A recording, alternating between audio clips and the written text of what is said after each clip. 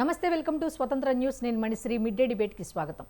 ఏపీలో వైసీపీ కొత్త స్కెచ్ వేసింది. కాపు నేతలను ఒకే తాటిపైకి తీసుకువచ్చే ప్రయత్నంలో భాగంగా మాజీ మంత్రి అంబటి రాంబాబును రంగంలోకి దింపింది.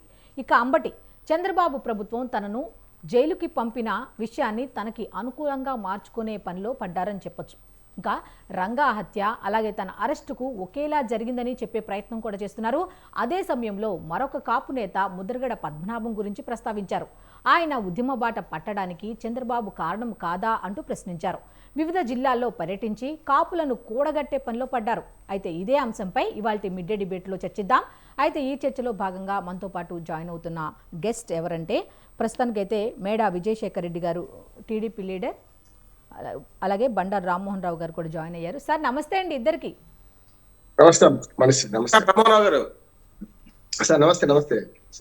రామ్మోహన్ రావు గారు, చెప్పండి. ఈ రోజు అంబటి రాంబాబు గారు కాపు నేతలని కూడగట్టే పనిలో పడ్డారు అన్నట్టుగా విశాఖలో ఒక అదే వాళ్ళ పార్టీకి సంబంధించిన అలాగే కాపు సామాజిక వర్గానికి సంబంధించిన వాళ్ళ ఇంట్లో సమావేశాన్ని నిర్వహించారు. మీరు యాజ్ యూజువల్గా సామెత ఏమైనా మొదలు పెడతారా, లేకపోతే నార్మల్గా ఏమైనా దీని మీద మాట్లాడతారా అనేది మీ వర్షన్లో మీరు చెప్పండి. ఎలా చూడొచ్చు దీన్ని? సున్నితమైన సమస్య కనుక సామెతల కంటే వాస్తవం మాట్లాడడం. ఓకే, ఎందుకంటే ఎప్పుడు కూడా కులము అంటే మీరు చెప్పే సామెతలన్నీ కూడా వాస్తవానికి దగ్గరగా ఉంటాయి, అందుకని. Thank you. మీకు అట్లాగే శేఖర్ రెడ్డి గారికి మన స్వతంత్ర టీం నమస్కారం.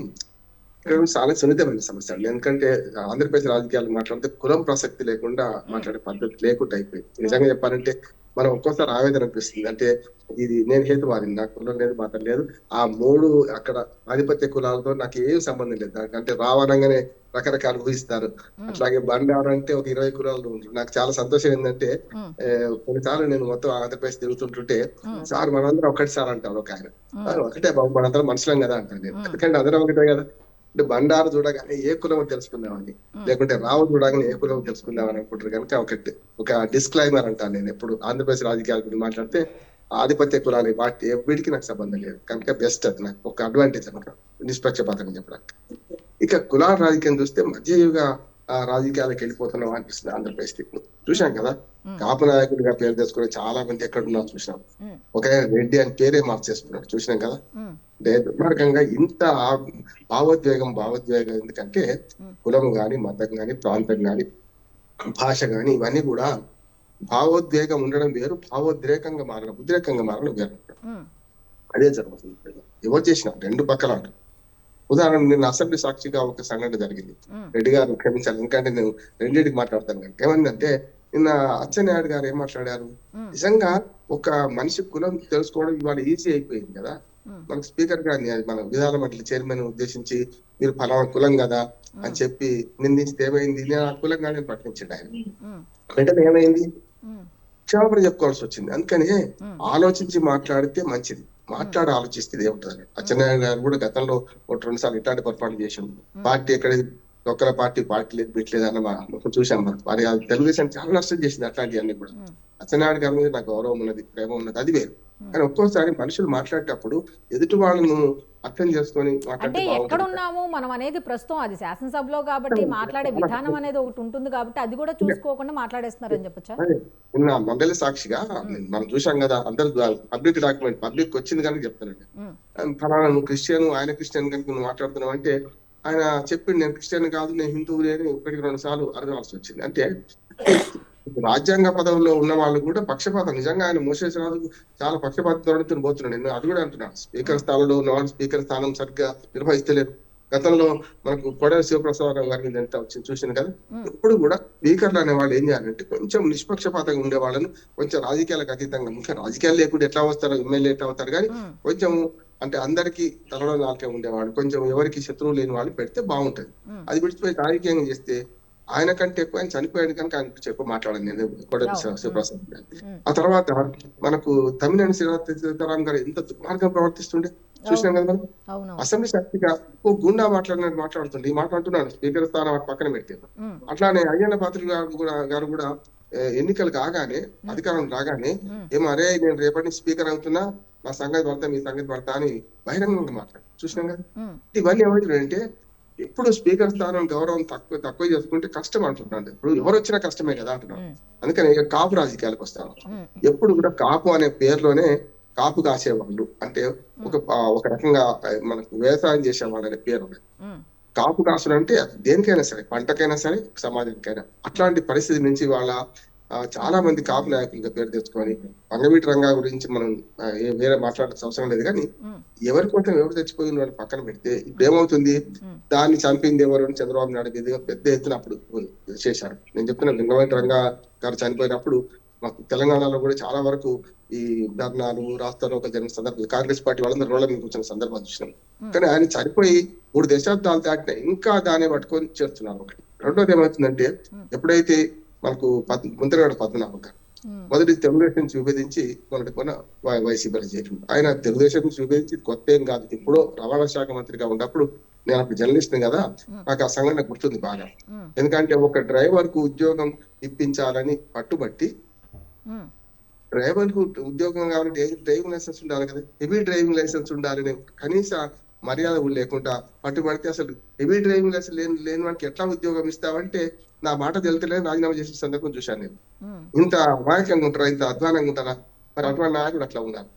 ముద్రగడ పద్మనాభం గారు పూర్తిగా కాపు నాయకుల గౌరవ మొట్టమొదటి వర్షాలు చేస్తారు. హరరామదేవి గారు కానీ, లేకపోతే మనకు ముద్రగడ గారు కానీ వాళ్ళు రాజకీయాలు ఉన్నప్పుడు రాణించారు, కాదట్లేదు. కానీ పూర్తిగా కులాన్ని పట్టుకొని మాత్రం రాజకీయాలు చేస్తే ఎప్పుడు సక్సెస్ కాదు. అందుకనే పవన్ కళ్యాణ్ ఏమన్నాడు, నేను కుల రాజకీయాలు చెయ్యను, నాకు ఖచ్చితంగా ఆపాదిస్తారు, ఆపాదించిన నేను కుల రాజకీయాలు చెయ్యను. ఎందుకంటే ఒకే కులం పట్టుకొని పోతే ఎప్పుడు గెలవడం అంటున్నాను. ఆధిపత్య కులాల్లో కాపు రాజకీయాలు చూసుకుని కాపు కులం వస్తూనే ఓట్లేస్తున్నారా? అసలు ఉత్తరాంధ్రకు పోతే మొత్తం బీసీలు, మనకు రాయలసీమ పోతే రెడ్లు అనుకోండి, ఉదాహరణ ఆధిపత్యం. ప్రకాశం నెల్లూరు పోతే ఓ రకంగా, మనకు మన మధ్య జిల్లా కృష్ణా గోదావరి, ఉభయ గోదావరి జిల్లాలు ఒక వర్గం ఆధిపత్యం ఉంటుంది. కుల రాజకీయాలు చూసుకుంటే ఇక్కడ విభజించబడ్డాయి కదా. మరి దళితులు, పేదలు వీళ్ళు ఓట్లు లేకుంటే వీళ్ళందరూ గెలుస్తున్నాయి, కుల రాజకీయాలు గెలుస్తున్నాయి లేవు కదా. నిజంగా మనకు ఆంధ్రప్రదేశ్ రెడ్ల శాతం ఎంత ఉంటది, కమ్మల శాతం ఎంత ఉంటది, కాపుల శాతం ఎంత ఉంటది? కొంచెం పెరిగిన రెడ్ల కంటే కమ్మలు రెడ్లు కొంత సమానంగా ఉండవచ్చు. కానీ కాపులు అయితే ఎక్కువ మంది ఉన్నారు కదా. మళ్ళీ బలిత కాపులు, మన కాపులలో మన రకరకాలు ఉన్నారు కదా. ఇవన్నీ చూస్తే నాకు అర్థం అవుతుంది అంటే, కుల రాజకీయాలు చేస్తూ మొత్తం మిగతా ఏది నిమ్న వర్గాలు ఉన్నాయి కదా, దళితులు, పేదలు, వీళ్ళందరూ ఓట్ల ద్వారా గెలుస్తున్నారు. ఎవ్వరు కూడా ఒక కులాన్ని పట్టుకుంటే వాళ్ళు ఎప్పుడు గెలవడానికి, వాళ్ళ కులం ఓట్లు వాళ్ళకి వేసుకుంటే సమస్య లేదు, ఎక్కడ గెలుస్తారు? దీన్ని అర్థం చేసుకొని ఇవాళ రాజకీయాలలో కుల ప్రసక్తి ఎంత తక్కువ చేసుకుంటే అంత మంచిది. కానీ పెరుగుతుంది మనం చూస్తున్న దురదృష్టం.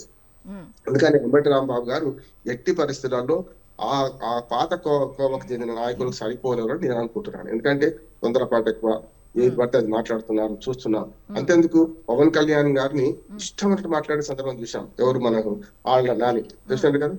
అంటే ఆళ్ళ నాని ఒక వర్గానికి ప్రాతినిధ్యం వహించి, కొడాలి ఇంకొక వర్గానికి ప్రాతినిధ్యం వహించి ఏం చేసినా చూసినాం కదా. ఎంత దుర్మార్గంగా ఎట్లా మాట్లాడినా చూసినా కదా. అటువంటి అప్పుడు ఇప్పుడైనా సరే సమయం పాటించి కులాల ప్రసక్తి తక్కువ తీసుకొచ్చి అభివృద్ధి ఏం చేస్తే బాగుంటుందని ఆలోచన చేద్దాం అంటున్నాను. నిర్మాణాత్మక ప్రతిపక్షంగా వ్యవహరిస్తే ఎవరు వద్దన్నారు. ఇప్పుడు మండలిలో మంచి చెడు వాళ్ళు వస్తున్నారు, విధానసభకి ఎవరు వస్తలేరు కదా, మొత్తం 11 మంది ఎమ్మెల్యేలు ఎవరు వస్తలేరు కదా. ఈ చర్చ ఎక్కడ జరుగుతుంది? ఇక్కడే రచ్చ జరుగుతుంది. గతంలో 5 రాజీనామా చేస్తే విధానమండలి సభ్యులు ఇప్పటికి కూడా స్పీకర్ పక్షపాత వైఖరే కదా. ఇప్పటికి కూడా వాళ్ళని రాజీనామాలు ఆమోదిస్తున్నాడు కదా. ఎవరు అనుకున్నారు, ఎవరు మాట్లాడి ఎవరు చేస్తే వస్తున్నది కనుక విధానమండలి చైర్మన్ గాని, స్పీకర్లు గాని కొంచెం వాళ్ళ పదవికి వన్నెదిచ్చేలాగా ఉండాలి, ఎప్పటికి జ్ఞాపకం ఉండేట్టు ఉండాలి. అందుకని బాలయోగి మంచి గుర్తు మనకు. బాలయోగి గారు గవర్నమెంట్ వాజ్పేయి గవర్నమెంట్ పడిపోతున్నట్టే కూడా ఒకే ఓటుతో గెలిచే పరిస్థితి ఉంటే కూడా నేను ఓటు వేయనన్నాను. అది కదా రాజకీయం అంటే. ఎక్కడ కూడా వాజ్పేయి గారు ఒత్తిడి చేయరు, నువ్వు మా స్పీకర్ కదా, తెలుగుదేశం పార్టీ మా మిత్రపక్షం కదా, నువ్వు ఓటేస్తే అయిపోతుందని గట్టిగా అంటే వేయలేకపోతున్నట్టు. చంద్రబాబు నాయుడు గారితో ఒత్తిడి చేస్తే బాలయోగి అటు పక్కన ఓటు వేయకపోతున్నా, కానీ బాలయోగి నిలబడ్డాడు అంటున్నాను. అంటే దళితులు, పేదలు ఇట్లా కోసం నిలబడుతుంటే ఈ రాజకీయాలు ఇంత దుర్మార్గంగా ఎందుకు మారుతున్నాయి? అందుకని సమస్య లేదు, ఎవరు లీడర్ అవుతారు, ఎవరు ఆ కులానికి ఏమవుతారు అని మనం ఇప్పుడు చెప్పలేము. భవిష్యత్తు వాళ్ళ రాజకీయ భవిష్యత్తు ప్రజలు తెలుస్తారు, పార్టీలు తెలుస్తాయి అంట. ఓకే అండి. రేగడి లక్ష్మణరావు గారు కూడా జాయిన్ అయ్యారు. సార్ నమస్తే అండి. నెక్స్ట్ విజయశేఖర్ రెడ్డి గారితో మాట్లాడారు. నమస్తే మేడం. సార్ మనం రామోరావు గారు కావచ్చు, లక్ష్మణరావు గారు కావచ్చు, అందరికీ కూడా నమస్కారాలు. సార్ నా ప్రశ్న ఏమిటి అంటే, ఈరోజు కరణం ధర్మశ్రీ గారి నివాసం అయినటువంటి విశాఖపట్నానికి సంబంధించిన అక్కడ వాళ్ళ నివాసంలో ఒక టిఫిన్కి సంబంధించి వాళ్ళు బ్రేక్ఫాస్ట్ చేస్తూ ఒక సమావేశాన్ని ఏర్పాటు చేశారు అన్నట్టుగా, అంటే కాపు సామాజిక వర్గానికి సంబంధించిన నేతలందరూ కూడా అక్కడ సమావేశం అయ్యారు, దాని గురించి మాట్లాడారు అనే దాని మీద అయితే ఇప్పుడు మన డిబేట్లో తీసుకున్న అంశం. అయితే ఇప్పుడు ఆయన్ని సత్కరిస్తున్నారు. అక్కడ ఆయన ఈ సత్కరించాల్సిన దానికి ఏంటి, అక్కడ ఏం సాధించారు ఆయన అనే దాని మీద ఏం చెప్తారు మేడం? ఇక్కడ 2010లో కానీ 11లో ఎప్పుడైతే వైసీపీ పార్టీ పుట్టిందో, వీళ్ళ అంటే వైఎస్ రాజశేఖర రెడ్డి పరిపాలన తర్వాత, అంటే 2004లో వైఎస్ రాజశేఖర రెడ్డి గారు అధికారంలోకి రావడానికి ముఖ్యమైన కులాలు కొన్ని ఉన్నాయండి. అట్లా అప్పుడు ఆ రోజు కాంగ్రెస్ పార్టీతో ఉన్న రెడ్ల కులం కావచ్చు, రెడ్లు కావచ్చు, లేదంటే ఎస్సీలు కావచ్చు, అట్లాగే ముస్లింస్ ప్రధానమైన భూమికి పోషించారండి వీళ్ళు. తర్వాత 4% రిజర్వేషన్ ఇవ్వడం వల్ల ముస్లింస్ కొంత ఎక్కువగా వైఎస్ ఫ్యామిలీతో అటాచ్ కావడం కావచ్చు. అట్లాగే 2004లో వైఎస్ రాజశేఖర రెడ్డి గారిని ముఖ్యమంత్రి చేయాలని ఆ రోజు రెడ్లలో చాలా మంది పోలరైజేషన్ వచ్చింది. అంటే రెడ్లు ఇంకా సీఎం కాలేరేమో, మన రాజశేఖర రెడ్డి మనం సీఎం చేసుకోవాలి కదా అనే ఒక తాపత్రయము ఆ రోజు రెడ్లలో కనిపించడం మాట వాస్తవం. రామ్మోహన్ రావు గారు కూడా ఆయన జర్నలిస్ట్ గారు, ఆయన కూడా చెప్పాలి నాకు. సో ఆ రోజు కనిపించడం వాస్తవం. రెండోది, అనాదిగా ఎస్సీలు అనాదిగా కూడా కాంగ్రెస్ తో ఉండేవాళ్ళు. సో ఈ 3 కులాలు ఎప్పుడైతే తోడయ్యి ఆయనకు సపోర్ట్ చేశాయో ఆయన ముఖ్యమంత్రి కాగలిగారు 2004లో, తర్వాత 9లో కావచ్చు ఇట్లాగా. అయితే వైఎస్ రాజశేఖర రెడ్డి గారి మరణానంతరం ఏవైతే ఇప్పుడు ఎవరైతే వైఎస్ రాజశేఖర రెడ్డి గారితో నడిచారో ఆ రోజు, రకరకాల ఎమ్మెల్యేలు కావచ్చు, ఎంపీలు కావచ్చు, అట్లాగే కొంతమంది ద్వితీయ శ్రేణి నాయకులు కావచ్చు, ఎవరైతే ఉన్నారో ఆ రోజు, వారు ఒక్కరొక్కరుగా కొద్దిగా కొంతమంది అట్లాగా జగన్మోహన్ రెడ్డి గారితో కలుస్తూ వచ్చారు. ఎప్పుడైతే ఇప్పుడు కాంగ్రెస్ మీద ప్రేమ ఉన్నా కూడా కాంగ్రెస్ ఎప్పుడైతే కనుమరుగైందో 2014లో, ఇక వాళ్ళకి వేరే గత్యంతరం లేదండి.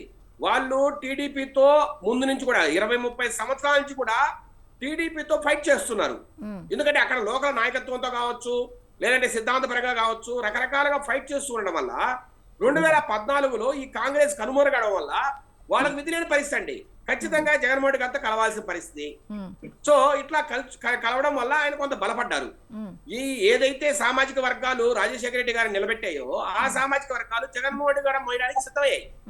అయితే 2019లో ప్రధానమైన పాత్ర పోషించిన తర్వాత ఈ 2019 నుంచి 24 మధ్యలో జరిగిన ఈ ఏదైతే వీళ్ళ ప్రభుత్వ పాలన ఉందో, దీనివల్ల నాకు తెలిసినంత వరకు, అంటే ఆయన చుట్టూరు కొంతమంది వ్యక్తులు ఉన్నారు. మెదిరెడ్డి కావచ్చు, రామచంద్రారెడ్డి కావచ్చు, పెద్దిరెడ్డి, అట్లాగే విజయసాయి రెడ్డి గారు కావచ్చు, లేదంటే వై సుబ్బారెడ్డి కావచ్చు, ఇట్లాంటి కొంతమంది రెడ్లను పక్కన పెడితే, లేదు ప్రభుత్వంలో అధికారము వెలగబెట్టిన జవహర్ రెడ్డి గారు కావచ్చు, లేదంటే ధర్మారెడ్డి గారు కావచ్చు, ఇట్లా చాలా మంది, అంటే ఒక 89 మంది రెడ్ల జాబితా ఉందండి. ఇట్లా వీళ్ళని పక్కన పెడితే సగటు రెడ్ల కులంలో ఉన్న సగటు వ్యక్తులకి పెద్దగా న్యాయం జరిగిన నేపథ్యంలో రెడ్లు చాలా వరకు కూడా 2024లో ఆయనకు ఓటైన మాట వాస్తవం. ఇది అంటే నాకున్న అవగాహన ప్రకారం చాలా మంది రెడ్లు తెలుగుదేశానికి ఓటేశారు 2024లో. ఎందుకు? రకరకాల భయోత్పాతం సృష్టించడం కావచ్చు, లేదా ల్యాండ్ టైటిలింగ్ యాక్ట్ మీద ఉన్న భయం కావచ్చు, లేదంటే వీళ్ళ పరిపాలన తీరు కావచ్చు, ఎమ్మెల్యేలు ఎట్లాగా ఆ రోజు భయోత్పాతాన్ని సృష్టించారో, ఈ కేసులు ఎలా పెట్టారో రకరకాల పార్టీల మీద కావచ్చు, ప్రజల మీద కావచ్చు, లేదంటే ప్రజా సంఘాలు కావచ్చు, ఉద్యోగ సంఘాలు కావచ్చు, ఎవరిని కూడా బయట తిరగని పరిస్థితి ఎప్పుడైతే తెచ్చారో రకరకాల కులాల్లో కూడా వ్యతిరేకత స్టార్ట్ అవ్వడము. రెండోది, ముస్లింస్ కూడా అండి ఆఖరికి ఇప్పుడు అనాదిగా ముస్లిం డామినేటెడ్ కాన్స్టిట్యున్సీస్ ఏవైతే ఉన్నాయో, ఇప్పుడు రాయచోట్లో 90,000 మంది ముస్లింస్ ఉన్నారండి 2 లక్షల మందిలో. అలాంటి రాయచోట్లో వీరు ఓడిపోయే పరిస్థితి వచ్చిందంటే అక్కడ కూడా వ్యతిరేకత, జగన్మోహన్ గారి మీద వ్యతిరేకత స్టార్ట్ అయింది. అట్లాగే ఇప్పుడు ఎస్సీలలో కొంత మాలలు అయితే, కొంత అయితే క్రిస్టియన్స్, కన్వర్టెడ్ క్రిస్టియన్స్ కొంతమంది ఉండొచ్చు. వాళ్ళు కొంత ఆయన మతము క్రిస్టియన్ మతం కాబట్టి కొంతమంది, అంటే ఆ మతం పూర్తిగా ఆయనకు ఓట్లు వేసిన నేపథ్యం అయితే ఉంది. కానీ క్రిస్టియన్స్ కాని మాలలు కూడా తెలుగుదేశాన్ని సపోర్ట్ చేశారు. అట్లాగే మాదిగలు, ఇప్పుడు ఏదైతే ఈ రోజు ఈ వర్గీకరణ ఏదైతే మనం చూస్తున్నామో దాంట్లో భాగంగా మాదిగలు ఎక్కువ మోతాదులో వైఎస్ జగన్మోహన్ గారిని పక్కన పెట్టి తెలుగుదేశానికి సపోర్ట్ చేసిన పరిస్థితి. అంటే తెలుగుదేశం అంటే ఇక్కడ కూటమి ప్రభుత్వం, తెలుగుదేశానికి గారు కావచ్చు, లేదంటే జనసేన కావచ్చు. రెండోది, ఇప్పుడు ప్రజారాజ్యం పెట్టిన దగ్గర నుంచి ఏం సార్ రామ్మోహన్ గారు ఓపెన్ గా మాట్లాడుకుందాం. ప్రజారాజ్యం పెట్టిన దగ్గర నుంచి కూడా కాపులలో కొంత అంటే పునరేకీకరణ కొంత జరిగింది. అంటే అంతకు ముందు రకరకాల పార్టీల్లో ఉన్న, అంటే అంతకుముందు ఎక్కువగా కాంగ్రెస్ కు సపోర్ట్ చేసిన కాపులు కొంత ప్రజారాజ్యం పార్టీతో కొంత ఏకీకరణ. ఎందుకంటే మావాడు అనే కొంత ఫీలింగ్, అంటే చిరంజీవి గారికి ఉందా, పవన్ కళ్యాణ్ గారికి ఉందా పక్కన పెడితే, మావాడు అని కొంత ఓన్ చేసుకోవడంతో కొంత పునరేకీకరణ జరగడం, కాపులు ఎక్కువ మంది ప్రజారాజ్యంతో నిలబడడం, చిరంజీవి గారితో నిలబడడం ముందుకు వచ్చింది.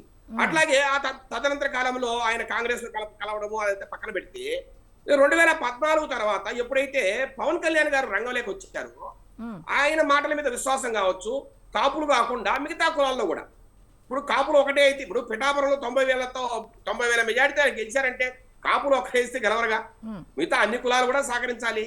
అంటే ఆయనకున్న ఏదైతే ఆ పవర్ స్టార్ ఇమేజ్ ఏదైతే ఉందో ఈ రాష్ట్రంలో, ఆయన చేసిన సంక్షేమ వాటెవర్ ఆయన చేసిన కార్యక్రమాలు ఏవైతే ఉన్నాయో ప్రజలకి, ఆయన అభిమానులు కావచ్చు, ఆయన ఒక ఐకాన్ గా, ఒక మార్గదర్శకుడుగా యువతకు కనిపించడం వల్ల కావచ్చు, రకరకాలుగా ఆ కాపు కులంతో పాటు మిగతా కొన్ని కులాలు కూడా ఆయన్ని ఓన్ చేసుకోవడం వల్ల కొంత ఇవన్నీ కలిసి కూటమి ప్రభుత్వము అత్యద్భుతంగా, అంటే ఇప్పుడు 59% అనుకుంటా ఎంతో మొన్న మన కూటమి ప్రభుత్వానికి వచ్చింది ఎంత సార్, 56 అనుకుంటా. సో 56% కూటమికి ఓట్లేశారంటే ఇది మామూలు విషయం కాదండి. అన్ని కులాల్లోనూ చాలా వరకు ప్రభుత్వం మీద వ్యతిరేకతతో వేసిన ఓట్లు ఇవన్నీ. సరే, ఇప్పుడు జగన్మోహన్ రెడ్డి గారికి కొంత విషయం అర్థమైంది. ఎక్కడ తప్పులు చేశాం, ఏ కులాలను మనం పోగొట్టుకున్నాం, ఎక్కడెక్కడ నష్టపోయాం. సో ఇప్పుడు మనం ఏదైతే కులాలను కొంత నమ్ముకో ఉన్నాం, రెడ్లర్ కావచ్చు, ముస్లిమ్స్ కావచ్చు, ఎస్సీలు కావచ్చు, ఏదైతే నమ్ముకో ఉన్నామో వాళ్ళు పూర్తిగా మన వారు కాకపోవడం వల్ల ఇంకా ఏ కులాల్లో మనము డెవలప్ చేసుకోవాలా, ఏ కులాల్లో మనము కొంత స్థానాన్ని సంపాదించాలా అనే ఈ రోజు అవలంబించే పద్ధతులు, ఇప్పుడు వాళ్ళు మాడే తీరు కావచ్చు, లేదంటే వాళ్ళు ఏదైతే ఈ రోజు రాజకీయం చేస్తారో దాన్ని బట్టి మనకు అర్థమవుతుంది. దాంట్లో భాగంగా మీరు ఈ మధ్య కాలంలో విజయసాయి రెడ్డి గారు ఒక మాట చెప్పారు. ఓకే అండి, కాదు, నెక్స్ట్ లక్ష్మణరావు గారితో కూడా మాట్లాడే ప్రయత్నం చేద్దాం. మళ్ళీ మీ దగ్గరికి వస్తాను శేఖర్ రెడ్డి గారు, మళ్ళీ మీ దగ్గరికి వస్తాను. లక్ష్మణరావు గారితో మాట్లాడే ప్రయత్నం చేద్దాం. లక్ష్మణరావు గారు, ఇప్పుడు ఈ కాపు నేతలందరూ కొంతమంది విశాఖలో సమావేశం అయ్యారు. ఈ సమావేశానికి సంబంధించిన ముఖ్య ఉద్దేశం, వాళ్ళేమనుకుంటున్నారు వీళ్ళేమనుకున్నారు అనేది పక్కన పెడితే అసలు ఈ సమావేశం యొక్క ముఖ్య ఉద్దేశం ఏమై ఉండొచ్చు? అడిగారు మీకు ప్యానల్ ఉన్న పెద్దలకి స్వతంత్ర టీవీ నమస్కారం. కాపులందరూ కూడా ఒక దగ్గరికి చేరారు, ఏదో జరగబోతుంది, లేదంటే కాపులందరిని కూడా ఒక తాటిపైకి తీసుకొచ్చి మరి కాపు ఓటింగ్ అంతా కూడా వైఎస్ఆర్ పార్టీ వైపు మళ్లించాలి, ఆ పగ్గాలు అంబటి రాంబాబు గారికి అప్పచెప్పారని, లేదంటే కాపు పెద్దలు కొంతమంది దీని వెనకతలుండి అంబటి రాంబాబు గారిని నడిపిస్తున్నారని, లేదు ఆ పార్టీ వర్కింగ్ ప్రెసిడెంట్గా బొత్స సత్యనారాయణ గారికి అవకాశాలు ఇచ్చి మరి పార్టీని బలోపేతం చేస్తున్నారని, ఇవన్నీ కూడా మనం చూస్తున్నాం. ఇది పార్టీ ఎప్పుడు ఏ నిర్ణయం తీసుకుంటుంది, ఏ నిమిత్తం తీసుకుంటుంది అంటే ఇప్పటి వరకు కూడా బొత్స సత్యనారాయణ గారికి కీలకమైనటువంటి పార్టీలో ఆయన మరి మనం చూసాం ఏ రకంగా మరి జగన్మోహన్ రెడ్డి గారు ఆయనకి ఒక ఉన్నతమైనటువంటి స్థానాన్ని ఏ రకంగా కల్పించారు మనం అందరికీ తెలిసింది. అయితే ఈ రోజున కాపులందరూ కూడా మరి తూర్పుగోదావరి పశ్చిమ గోదావరి జిల్లాలో ఇందుకు కలిశారు. ఏంటంటే మరి గుడివాడ అమర్నాథ్ గారికి ఆయన తూర్పుగోదావరి జిల్లాకి అనుకుంటా తూర్పుగోదావరి జిల్లాకి ఆయన్ని ఆ జిల్లా కోఆర్డినేటర్గా నియమించడం జరిగింది కొత్తగా. పశ్చిమ గోదావరి జిల్లాకి బొత్స సత్యనారాయణ గారిని నియమించారు. అంటే ఇక్కడ అంబటి రాంబాబు గారు జైలుకి వెళ్ళి వచ్చిన తర్వాత అంబటి రాంబాబు గారికి పెరిగినటువంటి మద్దతు, కాపులందరూ ఒక తాటిపైకి వచ్చి ఇక్కడ అంబటి రాంబాబు గారికి ఒక సంఘీభావం తెలియపరిచి వీళ్ళందరూ కూడా మేము ఉన్నాం, కాపులందరం కూడా వైఎస్ఆర్ కాంగ్రెస్ పార్టీకి అండగా ఉన్నాం, అలాగే అంబటి రాంబాబు గారికి కూడా అండగా ఉన్నామని మరి నిన్న వాళ్ళు ఏమంటారు అది ఒక పాయింట్కి వచ్చారు. వచ్చిన తర్వాత వాళ్ళ బలం ఏంటనేది నిరూపించారు. సుమారు 550 కార్లు వేసుకొని అంబటి రాంబాబు గారి ఇంటికి వెళ్ళి వాళ్ళ యొక్క సంఘీభావం తెలియపరిచారు. ఇవన్నీ పార్టీకి ఏంటంటే ఒక కులాన్ని పెట్టుకొని ఒక మతాన్ని పెట్టుకొని చేసే రాజకీయాలు అయితే కాదు. ఖచ్చితంగా కాపులనే ఒక తాటిపైకి తీసుకొచ్చే విధానంలో మరి అంబటి రాంబాబు గారు మరి ఈ యొక్క పార్టీ ఇన్స్ట్రక్షన్ ఫాలో అయ్యి వెళ్తా ఉన్నారా లేదు, కాపులందరూ కూడా వాళ్ళు ఒక రెఫరెండంగా వాళ్ళు మాట్లాడుకున్న తర్వాత ఇది జగన్మోహన్ రెడ్డి గారి దగ్గర పెట్టి ఏ రకంగా ముందుకెళ్ళాలి, నెక్స్ట్ ఎలక్షన్కి ఏంటనే యాక్షన్ ప్లాన్ అనేది కొద్ది రోజుల్లో తెలియపరుస్తాం. ఇవన్నీ కూడా ఏంటంటే పార్టీలో కొన్ని వ్యూహాత్మకంగా జరుగుతున్నటువంటి విషయాల్ని బహిర్గతంగా చెప్పడంలో కూడా కొంచెం అది పరిధి దాటి లిమిట్స్ దాటేటట్టు ఉంటాయి. కాబట్టి ఖచ్చితంగా మీడియా ఛానల్ వారికి అలాగే రాష్ట్ర ప్రజలందరూ కూడా తెలియపరుస్తాం. ఎందుకంటే మనం జరుగుతాయి, ప్రతి పార్టీ కూడా తను చేసినటువంటి మరి ఈ యొక్క విధానమైనటువంటి దిశ ఇవన్నీ కూడా వాళ్ళ పార్టీ ముందుకు వెళ్ళడానికి నెక్స్ట్ ఎలక్షన్ టార్గెట్ పెట్టుకోవడానికి రాబోయే ఒకవేళ చంద్రబాబు నాయుడు గారు భయపడకుండా స్థానిక ఎలక్షన్లు పెడితే మాత్రం దాన్ని కూడా కన్సిడర్ చేసుకుని ముందుకెళ్ళడానికి పార్టీ సర్వత్వంగా సిద్ధమై ఉంది. ఈరోజు చూస్తే 18 లక్షల మంది పార్టీ కార్యకర్తలుగా, అంటే 18 లక్షల మంది కార్యకర్తలు అంటే క్రియాశీలకంగా 18 లక్షల మందికి పార్టీ తరఫున ప్రతి ఒక్కరు కూడా గ్రామ స్థాయి నుంచి కూడా మేము పదవులు ఇవ్వడం జరిగింది. ఈ 18 లక్షల మందికి కూడా ప్రతి ఒక్కరికి కూడా ఐడెంటిటీ కార్డు ఇస్తాం.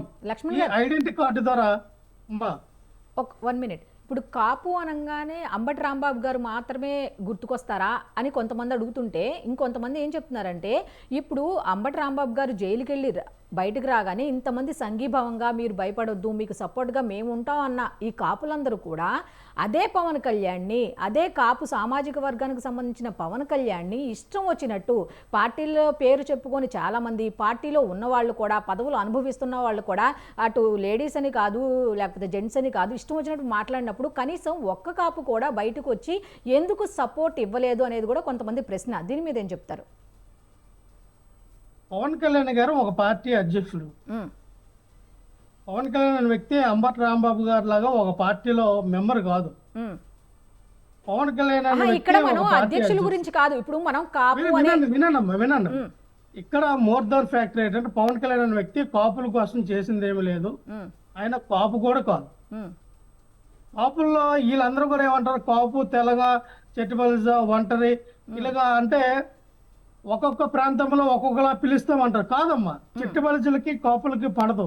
వాళ్ళ మనకి పాకిస్తాన్కి ఎంత శత్రుత్వం ఉంటుందో చెట్టుబలిజలకి అలాగే కాపులకి తూర్పుగోదావరి పశ్చిమ గోదావరి జిల్లాలో పచ్చగడ్డ వేస్తే బొగ్గుమన్న మండిపోద్ది. మరి వాళ్ళు ఈ రోజున మేము కాపులంటే ఒకటే, తెలగన్నా ఒకటే, చెట్టుబలిజన్నా ఒకటే, ఒంటరన్నా ఒకటే. కాదు, చాలా మంది ఇప్పుడు మీరు అన్నది కరెక్టే. కాకపోతే ఇంకొంతమంది చెప్తున్న వాదన ఏంటి అంటే కాపులందరూ కూడా ఈ విధంగా విడిపోబట్టే ఈ విధంగా జరుగుతోంది, మిగతా అన్నిటికీ సంబంధం లేనట్టుగా ఇలా ఈ విధంగా వర్గాల కింద విడిపోబట్టే ఇదంతా కూడా జరుగుతోందనే వాదన కూడా. ఎవరు కొట్టారమ్మా, ఎవరు కొట్టారు? ఈ రోజున వీళ్ళకి బాధ వేస్తుంది, కాపు, తెలగ, బలిజ, ఒంటరి విడిపోయారు కాబట్టి. మరి మాల మాదిగల్ని ఎవరు వడగొట్టారమ్మా? ఈ కూటమి ప్రభుత్వం కదా. కూటమి ప్రభుత్వం మాదిగలందరినీ కూడా వాళ్ళకి మేము రిజర్వేషన్ పెంచి వాళ్ళని ఏమంటే క్రిమిలేయర్ కింద తీసుకొస్తామని చెప్పి మరి మాదిగల్ని భుజాల్లో వేసుకొని పార్టీ మొట్టమొదటి 1983 నుంచి ఇప్పుడు కూడా నాకు తెలిసి 80% మాదిగలందరూ కూడా టీడీపీ అయిపోయి ఉన్నారు కదా. అంటే టీడీపీ అయిపోయి మరి మాల సామాజిక వర్గానికి టీడీపీ మరి అన్యాయం చేస్తున్నట్టే ఉంది కదా. అంటే ఇక్కడ అన్నిది ఏంటంటే మరి మన రాష్ట్రంలో అవనివ్వండి, తెలంగాణ రాష్ట్రంలో అవనివ్వండి, సింగిల్ లార్జెస్ట్ క్యాస్ట్ ఏదైనా ఉందంటే ఎస్సీ మాల సామాజిక వర్గం, అదర్వైజ్ తర్వాత మాదిగ సామాజిక వర్గం. వీళ్ళు the strongest vote banking, the biggest caste vote generate అయినటువంటి క్యాస్ట్లు. వీళ్ళు ఆ పేర్లు చెప్పరు ఏ రాజకీయ నాయకుడు కూడా. కాపులు ఓట్లేంటే చెప్పమనంటే టెల్ మీద కాపు ఓట్లు ఎన్ని ఉన్నాయి? 16 to 25%. కాపులు మరి కాపులు ఇక్కడ ఎన్ని కాపులు, ఓట్లు కాపు లేవు ఓటింగ్ అని ఎంత? అంటున్నప్పుడు కాపులందరూ ఏకతాటిపైకి ఇయ్యండి. రావాల్సిన అవసరం నీ వచ్చిందని ఎందుకు చెప్తున్నారు? గణాంకాలు రిలీజ్ అయిన తర్వాత కాపుల ఓటింగ్ ఎంత, ఉమ్, చెట్టుబలిచి ఓటింగ్ ఎంత, తెలగ ఓటింగ్ ఎంత? ఇక్కడ మేము చెప్పింది నిఖార్సమైనటువంటి మాల, నిఖార్సమైనటువంటి మాదిగ. 59 ఉప కులాల గురించి మేము మాట్లాడట్లా, రెల్లు కులాల గురించి మేము మాట్లాడట్లా. మేము అన్ని కులాలు కలుపుకుంటే అందరికన్నా మాదే. మరి బీసీలో 106 కులాలు ఉన్నాయి. బీసీలో 106 కులాలు వేసుకుంటే ఈ భారతదేశం మొత్తం బీసీలదే కదా, బీసీలే అత్యధికం కదా అందరికన్నా. ఉమ్, ఇక్కడ కేవలం ఏంటంటే ఓటు రాజకీయంగా ఏదైతే మనం మాట్లాడుకుంటామో, మరి స్వర్గీయ వంగవీటి రంగా గారు ఆయన కాపుల కోసం ఎంత చేశారు, ఆయన మనం గౌరవించుకోవడం, లెజెండరీ పర్సన్ ఖచ్చితంగా. ఆయనకి ఏ రోజైనా ఇదే పవన్ కళ్యాణ్ వెళ్ళి కనీసం దండనేసాడు? ఉమ్, కాపులు ఎలా ఓన్ చేసుకుంటారు పవన్ కళ్యాణ్ ని? ఉమ్, అసలు కాపులు పేటెంట్ రైట్స్ లాగా వంగవీటి రంగా గారు ఇప్పుడు కూడా ఏ మూలనెల్లా, ఏ గుంటూరు కానీ, ప్రకాశం జిల్లా కానీ, ఇటు తూర్పుగోదావరి, పశ్చిమ గోదావరి జిల్లాలో కానీ, అటు కాపు సామాజిక వర్గం ఉన్నటువంటి వీధులు ఏ సందు గొంతులు వెళ్ళా వంగవీటి రంగా గారి విగ్రహాలు ఉంటాయి, వేల కొలది ఉన్నాయి. ఏ రోజైనా ఇప్పటికైనా సరే చిరంజీవి గారు కానీ, పవన్ కళ్యాణ్ కానీ, నాగబాబు కానీ కనీసం ఆయన వర్ధంతికో జయంతికో వెళ్ళి దండేయడం, ఫోటో పెట్టడం ఏదని చెప్పి చేశారా? ఎందుకంటే వాళ్ళకి ఇష్టం లేదు. కాపులు ఎలా ఓన్ చేసుకుంటారంటే ఇక్కడ కాపులు 2 వర్గాలు ఉంటాయని చెప్పారు కదా. అసలు కాపుల కోసం కష్టపడింది ముద్రగడ పద్మనాభం గారు. కాపు జాతిని బయట తీసుకొచ్చి వాళ్ళ కోసం పోరాటం చేసింది ముద్రగడ పద్మనాభం గారు. ముద్రగడ పద్మనాభం గురించి ఏం మాట్లాడాడు పవన్ కళ్యాణ్? ఏం మాట్లాడాడు? ఏ రోజైనా ఈయన ముఖానికి రంగులు వేసుకుని సినిమాలో నటించడం తప్ప కాపు జాతి కోసం ఎప్పుడు పోరాటం చేశాడు? కాపుల కోసం ఎక్కడ ధర్నాలు చేశాడు? ఏ మూలలో పడుకున్నాడు? అయ్యా రోడ్డు మీద దొరికిసవే చంద్రబాబు నాయుడిని అరెస్ట్ చేశారని. ఏ రోజైనా నీ కాపులకి 5% రిజర్వేషన్ కోసం నువ్వు రోడ్ల మీద దొరిలావా? నీ కాపులకి రావాల్సినటువంటి ఆ రిజర్వేషన్ ఇవ్వండి అని చెప్పి చంద్రబాబు నాయుడు దగ్గర నువ్వు చక్కగా గల్లా పట్టుకుని అడగగలిగావా? నిన్నెందుకు కాపులు ఓన్ చేసుకుంటారు? దేనికి ఓన్ చేసుకుంటారు కాపులు? అంటే కాపు జాతిలో జాతిలో ఒక భాగమైనటువంటి తెలగ క్యాస్ట్ లో పుట్టినటువంటి పవన్ కళ్యాణ్ కాపులు ఎందుకు ఓన్ చేసుకోవాలంటున్నా? ఓకే, నెక్స్ట్ చందు జనార్దన్ గారు ఫోన్లో అందుబాటులో ఉన్నారు, జర్నలిస్ట్. ఆయనతో మాట్లాడే ప్రయత్నం కూడా చేద్దాం. సార్ నమస్తే. సార్ నమస్తే అమ్మా, అందరికీ నమస్కారం. సార్, ఇప్పుడు ఆంధ్రప్రదేశ్ రాజకీయాల్లో మళ్ళీ ఈ కాపు కులం కార్డు అనేది కొత్తగా వినిపిస్తున్న అంశం అయితే కాదు, కానీ మళ్ళీ ఇప్పుడు కొత్తగా తెరపైకి వచ్చింది అనేది మాత్రం ఖచ్చితంగా ఈరోజు జరిగిన విశాఖలో జరిగిన సమావేశం బట్టి, అలాగే అంబటి రాంబాబు గారు అక్కడ సమావేశం అయిన తర్వాత కాపు నేతలందరూ కూడా ఆయన సత్కరించిన విధానాన్ని బట్టి, అయితే వాళ్ళందరూ ఏకతాటిపైకి ఎలాగైనా రావాలి ఈ కాపులందరూ అనేది పిలుపునివ్వటం, దాన్ని బట్టి చూస్తే ఏం చెప్పొచ్చు? అసలు ఆంధ్రప్రదేశ్లో ఏం జరుగుతోంది? పెద్దలందరికీ నమస్కారం. ప్యానల్లో ఉన్న పెద్దలకు కానీ, మనిషి గారికి కానీ అందరికీ.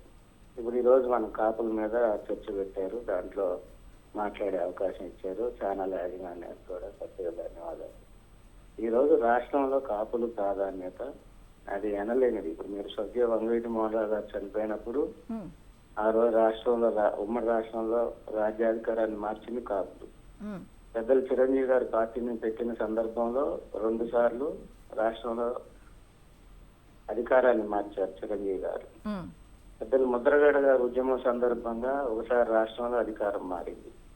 ఈ రోజు పవన్ కళ్యాణ్ గారు పార్టీ పెట్టిన తర్వాత జనసేన ద్వారా 3 సార్లు రాష్ట్రంలో రాజ్యాధికారాన్ని మార్చిన ఘనత కాపుంది. అయితే కాపులు ఒకటి కాదు, కాపు కుటుంబ సభ్యులు ఒకటి కాదు అనే ప్రధానమైన చర్చ అనేది కొనసాగుతుంది. భారతదేశంలో ఉన్న ఏ కులమైనా అంతర్జాతీయ స్థాయిలో వాటిని ఒక కులంగా పిలుస్తారు. 36 వర్గాలు ఉన్న కులం ఒక కులంగా పిలుస్తారు. అదే విధంగా అనేక వర్గాలుగా ఇప్పుడు 136 వర్గాలు కలిస్తే బీసీ వర్గం, కానీ బీసీ సామాజిక వర్గంగా పిలుస్తాం. అదే సిస్టంలో ఎస్సీలు కానీ, బీసీలు కానీ, లేకపోతే ఇతర వర్గాలు కానీ ఆ విధంగా పిలుస్తారు. ఇప్పుడు ప్యానల్లో ఉన్న సోదరులు ఏమన్నారు, తెలగ వేరు, కాపు వేరు, లేకపోతే మున్నూరు కాపు వేరు కాదు. ఒకటే గోత్రం, ఒకటే ఇంటి పేరు, ఒకటే కులం. కాకపోతే రాజకీయ ఉద్దేశంలో మమ్మల్ని వేరుగా పిలుస్తారు. ఇప్పుడు నేను ఒక చోట ఉంటా, నా కూతురు ఒక చోట ఉంటుంది, నా కొడుకు ఒక చోట ఉంటాడు, నా కోడలు కరీంనగర్ నుంచి చేసుకున్నాం, నా అల్లుడు ఖమ్మం నుంచి చేసుకున్నాం, ఒక చోట మున్నూరు కాపు అంటారు వాళ్ళు, నేను గుంటూరు జిల్లా అనేది ఉద్దేశం. అంటే మమ్మల్ని విడదీస్తారు. ఎందుకంటే రాజకీయ కోణంలో రాష్ట్రంలో జనాభా దామాషా ప్రకారం 25% ఉన్న కాపుల్ని విడదీస్తారు. 136 కులాలుగా ఉన్న బీసీ వర్గం అంతా ఒకటి అంటారు. లేకపోతే 36 వర్గాలుగా ఉన్న రాజ్యాధికారం అనుభవిస్తున్న కులం ఒకటి అంటారు. అంతర్జాతీయ స్థాయిలో కూడా రెడ్డిని రెడ్డి అంటారు, లేకపోతే బ్రాహ్మణులు అంటారు, చౌదరి అంటారు. ఈ విధంగా పిలుస్తారు. కాపులు మాత్రమే రాజకీయ పార్టీలను విడదీస్తాయి. వెలగంటారు, బలిజ అంటారు, వంటరు అంటారు, తూర్పు కాపు అంటారు, మున్నూరు కాపు అంటారు. దీంట్లో రాజకీయ కోణం ఉంది. మేమంతా ఒకటే కుటుంబం. ఇది రాజకీయ నాయకులు కానీ, ప్రజాప్రతినిధులు కానీ, లేకపోతే సమాజం కానీ గుర్తించాలి. ఒక చోట రిజర్వేషన్ ఉన్నా, ఇంకో చోట రిజర్వేషన్ లేకపోయినా కాపులు మేమంతా కూడా తెలగ కానీ, లేకపోతే కాపు కానీ, బలిజ కానీ, తూర్పు కాపు కానీ, మున్నూరు కాపు కానీ, ఒంటర్లు కానీ మేమంతా ఒకటే కుటుంబం. దీంట్లో మేమే వేరే కులం కాదు, ఇదంతా ఒకటే సామాజిక వర్గం. కాబట్టి పెద్దలు పవన్ కళ్యాణ్ గారు గత ఎన్నికల సందర్భంగా తప్పనిసరిగా రాష్ట్రంలో రాజ్యాధికారం మారాలి, తప్పనిసరిగా పెద్దన్న పాత్ర పోషించాలని అనేక సందర్భాల్లో వారు కోరిన సందర్భంలో కాపు తెలగ బలిజ వర్గాలకి కుటుంబాలకు కూడా ఒక పార్టీ వచ్చింది. ఆయన కాపుల కోసం పార్టీ పెట్టకపోయినా కుటుంబాలుగా జనసేనని కాపు బలిజ వర్గాలు ఓన్ చేసుకున్నాయి. తద్వారా రాష్ట్రంలో రాజకీయ మార్పిడికి దోహదమయ్యాయి. ఆయన పెద్దన్న పాత్ర పోషించమన్నారు. కాపులు పెద్దన్న పాత్ర పోషించారు. కాపులు గాని బలిజలు గాని రాష్ట్రంలో రాజకీయ సమీకరణని మార్చగలిగారు. రాష్ట్రంలో రాజ్యాధికారాన్ని కాపు బలిజ వర్గాలు మార్చాయి. అయితే సార్ ఇప్పుడు అట్లా కాదు. ఇప్పుడు పవన్ కళ్యాణ్ కాపు కాదు, దీంట్లో అనేక రకాలుగా దీంట్లో ఉపకులాలు ఉంటాయి, అది ఇది అని చెప్పి లక్ష్మణరావు గారు చెప్పుకుంటూ వెళ్తున్న ఈ తరుణంలో అంబటి రాంబాబు గారు కూడా కాపులందరూ కూడా ఏకతాటిపైకి రండి అంటే ఉద్దేశం వీళ్ళందరూ ఏకతాటిపై లేరంటారా ప్రెసెంట్? అంటే కొంతమంది అయితే రంగా గారిని మరో రూపంగా పవన్ కళ్యాణ్ గారిలో చూసుకుంటున్నారు అని కొంతమంది చెప్తే, ఇంకొంతమంది కాపులందరూ పవన్ కళ్యాణ్కి సపోర్ట్ చేస్తున్నారు అనేది కొంతమంది వాదన. దీని మీద ఏం చెప్తారు? ఇప్పుడు మనం సమాజంలో చూసుకుంటే మనిషి గారు కాపు వర్గాలు ఏ పార్టీలో ఉన్న కాపు వర్గాలు అయినా కూడా జనసేన అధినేత పవన్ కళ్యాణ్ గారు వెంట ప్రయాణం చేస్తా ఉన్నాయి. కాబట్టి రాజకీయం మారింది మన ఎన్నికల్లో. అయితే పెద్దలు అంబటి రాంబాబు గారు కాపులంతా ఏకం కావాలని ఏ నాయకుడైనా కూడా మనం అంత ఒకటి కావాలనే సూచిస్తారు. ఇప్పుడు అంబటి రాంబాబు గారి మీద దాడి జరిగినా, లేదంటే గతంలో పవన్ కళ్యాణ్ గారిని ఎవరన్నా దూషించినా, లేదంటే ఇంకొక నాయకుడిని దూషించినా వారంతా కాపు కుటుంబ సభ్యులే. వారిని ఎవరు దూషించినా కాపుల్ని దూషించినట్టే, కాపుల మీద సామాజిక దాడి జరిగినట్టే. ఒక కాపు బలిగా కుటుంబానికి సంబంధించిన ఉద్యోగం మీద దాడి జరిగితే ఆ వర్గం మీద జరిగే దాడిగానే దాన్ని చూడాలి. అంతేగాని వారు కాపా, లేకపోతే ఇంటి పేరు ఎక్కడ, లేకపోతే తెలంగాణ వాళ్ళ, లేకపోతే ఇక్కడ అనేది కాదు. మొత్తంగా ఈ రోజు భారతదేశంలో కాపు తెలగ బలిజ ఒంటరి ఏదైతే బలిజ వర్గం నుంచి వచ్చిన కులంగా మనం చెప్పుకునేటప్పుడు శ్రీకృష్ణదేవరాయల వారసత్వంగా బలిజల నుంచి కులం వచ్చిన సందర్భంలో మనం పెద్దల యొక్క అనేక మంది ప్రకటనలు చూసాం. మనం ఈ మధ్య ఉండవల్లి అరుణ్ కుమార్ గారు కానీ, రేవంత్ రెడ్డి గారు కానీ, ఇట్లా చాలా మంది ఏమంటారు, కాపు అంటే కులం కాదు, రెడ్డి వెలమ చౌదరి వీళ్ళంతా వచ్చింది కూడా కాపు వర్గాల నుంచి వచ్చింది. కాపు అనేది కాపు కాసే కులం అనేది మనం అనేక ప్రకటనలు చూసాం. పురాణాల్లో పోతే, గతంలో పోతే ఆ విధమైన పరిస్థితి కొనసాగింది. పెద్దలు రామ్మోహన్ గారు ఐఏఎస్, సీనియర్ ఐఏఎస్, తమిళనాడులో నాయుడు సంఘంగా 4 కులాలకు కలిపి సంఘం నడిపారు. ఇవన్నీ చాలా కోణాలు ఉన్నాయి కులానికి సంబంధించిన అంశంలో. ఇక్కడ చిరంజీవి గారు కానీ, పవన్ కళ్యాణ్ గారి కానీ తెలగ కాపు, ఈస్ట్ వెస్ట్ ప్రాంతాల్లో తెలగ లేదా కాపుగా పిలుచుకుంటాం. అదే విధంగా శ్రీకాకుళం వైపు మేము తూర్పు కాపుగా పిలుచుకుంటాం. అదే సార్ 1 minute సార్, ఆయన మాట్లాడినవాడు మీకు ఇస్తా, టైం ఇస్తాను. మాట్లాడాను నేను. ఆయనకు ఒక ప్రశ్న ఆయన సీనియర్ జర్నలిస్ట్ కాబట్టి ఆయన అనేదానికి నేను ఒక ప్రశ్న అడుగుతా. అడగండి సార్. చెప్పండి. ఆయన ఏంటంటే కాపు కాసు వాళ్ళందరూ కూడా కాపులే అనే పురాణాల్లో ఉన్నాయి. గతంలో అందరూ అంటే ఎవరికి అనుకూలంగా వాళ్ళు తీసుకుంటారమ్మా. మంచిని మనం తీసుకుంటాం, చెడుని తీసుకోము. బలమైన పదాలను మనం తీసుకుంటాం, బలహీన పదాల్లో మనం వదిలేస్తాం. అది ఎవరైనా ఏ జాతి వారైనా. ఇక్కడ నేను ఎందుకు అన్నానంటే మాల సామాజిక వర్గం అనేది మల్ల యోధులు అంటే కాకతీయుల సామ్రాజ్యం దగ్గర నుంచి మాలల్లో కూడా రాజులు ఉన్నారు. మరి మాలల్ని ఇప్పుడు రాజులుగా ఎందుకు వర్ణించట్లా? మాలలకు కూడా రజకులు ఉన్నారు, మాలలకు కూడా మంగళలు ఉన్నారు, మాలలకు కూడా వాళ్ళ కింద ఆ రోజున వాళ్ళకి కావాల్సినటువంటి కార్యక్రమాలు అది ఏవైతే వాళ్ళకి సపోర్టర్స్గా చేస్తున్నటువంటి అందరూ కూడా ఉన్నారు. కానీ ఇది మాల సామాజిక వర్గాన్ని మరి దళితులుగా హేళన చేసి మాట్లాడటం, మాల సామాజిక వర్గ వ్యక్తుల్ని వేరేగా చూడటం అంటే ఒకనా దశలో మనకి గ్రంథాలు చెప్తున్నాయి, మనకు కూడా పురాణాలు చెప్తున్నాయి, మాలరాజులు మల్ల యోధులు మాలలు కూడా రాజు కాలంలో క్షత్రియ వర్గం. చందు గారిని ప్రశ్న అడుగుతానని అన్నారు, మీరు ఇదంతా చెప్తున్నారు కానీ ఆయన ప్రశ్న ఏదో అడుగుతాను. అన్ని ప్రశ్నలే అమ్మా, అవన్నీ ప్రశ్నలే, ఒకటి కాదు అన్ని ప్రశ్నలు, అతను సమాధానం చెప్పమన్నాను. సార్ చెప్పండి సార్, చందు గారు ఆయన ఏదో అడుగుతున్నారు కదా, చెప్పండి సార్. ఇప్పుడు మేడం ఆయన మాట్లాడే తప్పనిసరిగా రిసీవ్ చేసుకోవాల్సిందే. ఎందుకంటే ఎస్సీలకు సంబంధించిన రాజులు కానీ లేకపోతే బీసీలకు సంబంధించిన రాజులు కానీ వాళ్ళంతా కూడా దేశాన్ని పరిపాలించడం ఘనత ఉంది. వాళ్ళందరినీ స్వాగతించాలి, వాళ్ళందరినీ మనం పూజించుకోవాలి, వాళ్ళందరినీ ప్రేట్ చేయాల్సిన అవసరం ఉంటది. ఈరోజు భారతదేశంలో అనేక కుల మతాలు కలుపుకొని మనం ముందుకు పోయి ప్రపంచంలోనే ప్రజాస్వామ్య దేశంగా వెలసిల్లుతుంది. వాళ్ళందరినీ ఇప్పుడు ఏదైతే ఇప్పుడు పెద్దలు మాట్లాడారో మాలలకు సంబంధించిన అంశంలో వాళ్ళందరినీ మనం గౌరవించుకోవాల్సిందే. ఇక్కడ ఎవరిని అవమానించాల్సిన పరిస్థితి మన అవసరం లేదు. మాలలనైనా మాదిలైనా మనం గౌరవించుకోవాలి, వాళ్ళ సోదర భావంతో మెలగాలి, వాళ్ళని సోదరులుగానే పెద్దలుగానే తీసుకోవాలి, ముందుకు పోవాలి. ఇక్కడ సమాజంలో ఏదైతే కాపుల మీద జరిగే దాడులు ఉన్నాయో దానికి సంబంధించి నేను ప్రస్తావించాను. దానికి సంబంధించి కూడా ఆ సోదరులు కాపులకు మద్దతు తెలపాల్సిన అవసరం ఉంది. సమాజంలో కాపు బలిజ తెలగ ఒంటరిగా ఉన్న ఒక కుటుంబం కాపు బలిజ కుటుంబం. దానికి సంబంధించి ఇప్పుడు మాట్లాడిన పెద్దలు కూడా మాకు మద్దతు తెలపాలి, మమ్మల్ని కాపాడాల్సిన బాధ్యత వారికి కూడా ఉంటుంది. సార్ నెక్స్ట్ ఇంకొకటి ఏంటంటే ఇప్పుడు కాపులకు సంబంధించి మా పదం రాగానే అంబటి రాంబాబు గారికి జరిగింది మాత్రమే ఇప్పుడు ఆయన అరెస్ట్ చేయడం, బయటకు రావడం, ప్రతి ఒక్కరు కూడా సంఘీభావంగా ఆయనకు సపోర్ట్గా ఉంటుంది. ఇదంతా చూస్తుంటే ఇప్పుడు అదే పవన్ కళ్యాణ్ గారిని ఇందాక లక్ష్మణరావు గారిని కూడా నేను ఇదే ప్రశ్నిసా.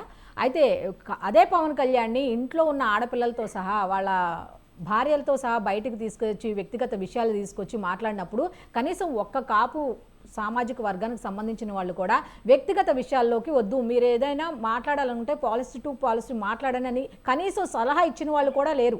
దీని మీద ఏం చెప్పొచ్చు అంటారు? అంటే లేదమ్మా, చాలా పెద్ద స్థాయిలో మాట్లాడారు, పెద్ద స్థాయిలో పవన్ కళ్యాణ్ గారికి మద్దతు తెలిపారు, ఇవన్నీ జరిగినాయి. కాకపోతే రాజకీయ కోణంలో జనసేన పార్టీ అధినేతగా పవన్ కళ్యాణ్ గారు ఉన్నారు.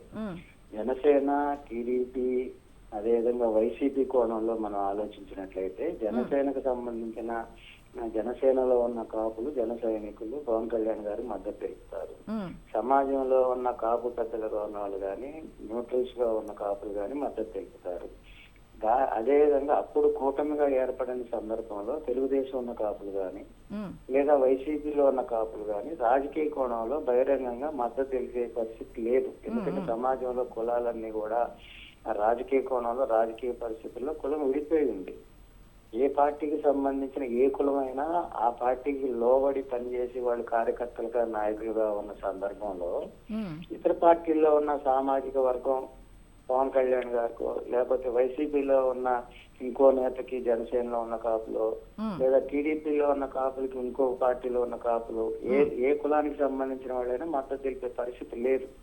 ఎందుకంటే ఆయా పార్టీల యొక్క దిశానిర్దేశం, ఆదేశాలు, క్రమశిక్షణ ఇవన్నీ కూడా వచ్చే నేపథ్యంలో పవన్ కళ్యాణ్ గారికి తప్పనిసరిగా పూర్తి స్థాయి మద్దతు లభించింది కులం వైపు నుంచి. కానీ ఇతర పార్టీల్లో ఉన్న కాపు వర్గాలు బహిరంగంగా మద్దతు పలకలేదు. ఓకే సార్, థ్యాంక్ యూ అండి. నెక్స్ట్ రామ్మోహన్ రావు గారు చెప్పండి. ఇప్పుడు ఒక పక్క పవన్ కళ్యాణ్ ఏం చెప్తున్నారు అంటే నన్ను ఒక కులానికి పరిమితం చేయొద్దు, నేను అందరి వాడిని అని ఒకవైపు చెప్తున్నారు. మిగతా వాళ్ళు ఏం చేస్తున్నారంటే ఇప్పుడు టార్గెట్ పవన్ కళ్యాణా లేకపోతే టార్గెట్ కాపా, అసలు ఏం జరుగుతోందంటే ఏం చెప్తారు? అమ్మా ఇప్పుడు ఇప్పటిదాకా చంద్రు గారిని మాట్లాడిన దాంతో అట్లాగే లక్ష్మణరావు గారిని మాట్లాడి కొంచెం నేను వివరించే ప్రయత్నం చేస్తాను. ఎందుకంటే ఇవ్వండి సార్. చంద్రు గారు మాట్లాడుతున్నారు కదా, ఇప్పుడు నా ఉద్దేశం ఏంటంటే ఇప్పుడు కాపులందరూ ఒకటే అనుకున్నప్పుడు అసలు ఏ గూటి పక్షి ఆ గూటికి చేరుకుంటదంట. ఇప్పుడు పెద్దలందరూ ఒకటే పార్టీలో ఉన్నారా? అమ్మలందరూ ఒకటే పార్టీలో ఉన్నారా? అవును. వైసీపీలో ఉన్న ఆడ కొడాలి నాని వాళ్ళు నాని ఇద్దరే దాని చెప్తున్నారు. వాళ్ళు ఏ కులం తెలుసు కదా అందరికి, ఏ పార్టీలో ఉన్నారు. ఎందుకంటే స్వాతంత్రం వచ్చిన కొత్తలో మొదలు పెట్టి 83 దాకా ఎన్టీ రామారావు గారు ఉమ్మడి ఆంధ్రప్రదేశ్ ముఖ్యమంత్రి అయ్యేదాకా ఎక్కువ మిగతా వర్గాలు చేసినాయి. ఒక మన దామోదర సంజీవయ్య గారు తప్ప, అంతకుముందు ప్రకాశం పంతులు లేకపోతే గురువు రామకృష్ణారావు వేరు వేరు రాష్ట్రాలు చేసింది తప్ప మిగతా అంతా రెడ్ల రాజ్యం నడిచింది కదా. మావాడు వచ్చాడు కమ్మలు అని చెప్పి ఆనాడు ఒక రకంగా చెప్పాలంటే ఎన్టీ రామారావు వచ్చిన తర్వాత పోలరైజేషన్ ఇంకో రకంగా. అట్లా ఏమంటున్నానంటే కులాల విషయానికి వస్తే లక్ష్మణరావు గారు అన్నారు కదా, మాలలు ఎక్కువ సంఖ్యలో లేరు. తెలంగాణలో మాదిగలు ఎక్కువ, ఆంధ్రలో మాలలు ఎక్కువ. అందుకనే కదా మనకు ఏబిసిడి వర్గీకరణ మీద పెద్ద ఎత్తున అయిపోయేదాకా రాలేదు. ఎందుకంటే అందుకే కారణం అంటున్నాను. ఏదైనా సరే ఇప్పుడు కాపుల రాజకీయాలు చూసుకుంటే పవన్ కళ్యాణ్ వచ్చేదాకా కాపు కాసే వాళ్ళకి మిగిలిపోయింది కదా.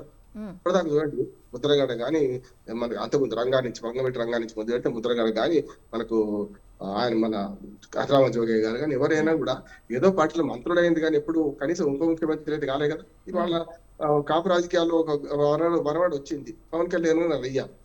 నేనేమంటున్నా అంటే దీని అంతటికి కారణం ఇప్పుడు మళ్ళీ రాజకీయాలు రావడం కారణం ఏంటంటే ఇటీవల నిన్న ఇవాళ జరిగిన పరిణామాలు దీని ఆంధ్రప్రదేశ్ లో ముందుకు వస్తున్నాయి నేను. ఎందుకంటే నిన్న బీహార్ లో మనకు నితీష్ కుమార్ గారు రాజ్యసభ మెంబర్ పోతుంటే అక్కడ ఉప ప్రధానమంత్రి ఇస్తారన్న వాదన కూడా వస్తున్నది. మనకెందుకు కాబట్టి మనదే కూడా తెలుగుదేశం నాయకుడు మనకు చంద్రబాబు నాయుడు గారు ఉన్నారు కదా, ఆయనకు పైకి పంపి అక్కడ కూడా ఉప ముఖ్యమంత్రి చేసి లోకేష్ ముఖ్యమంత్రి చేస్తే ఎట్లా ఉంటది అనే మాట కూడా వచ్చింది. అందుకని ఇక్కడ ఏమైందంటే కాపులందరూ ఒకటి కావాలి అనే మాట వస్తుందని నేను అనుకుంటున్నాను. అంబటి రామరామ్ గారు కూడా ఇది పాలపొంగు లాంటిది. ఇప్పుడు ఒక సంఘటన జరిగింది, అందరూ పరామర్శిపోయారు. కానీ రేపొద్దు ఈ నెల రోజుల తర్వాత ఇదే టెంపో ఉంటుందా అంటే ఉండకపోవచ్చు అంటున్నారు. కానీ పవన్ కళ్యాణ్ గారు అనేది ఏంటంటే నేను కులానికి పరిమితం కాదన్నారు కదా.